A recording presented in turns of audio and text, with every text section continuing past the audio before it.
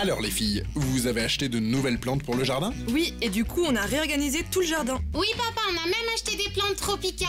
Regarde celle-là comme elle est mignonne. Je l'ai même appelée Tropi. Désolé ma chérie, mais on ne va pas pouvoir la garder. Je vous avais pourtant bien dit d'acheter des plantes adaptées à notre climat. Vous avez envie d'éviter les pesticides chimiques, dangereux pour la santé et l'environnement.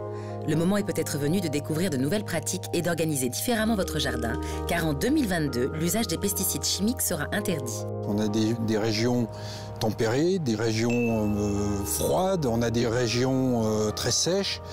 Eh bien, la subtilité va être, quand on aménage son jardin, de prendre en compte ces aspects-là pour faire en sorte que la plante s'adapte le mieux à son environnement. Si vos plantes ont tous les critères pour se développer de façon sereine et être en bonne santé, vous n'aurez pas besoin de faire de traitement chimique.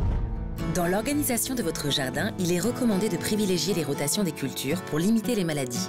Si vous plantez d'une année sur l'autre un plant de tomate toujours au même endroit dans votre potager, vous vous exposez à transmettre des maladies d'une année sur l'autre à la même plante.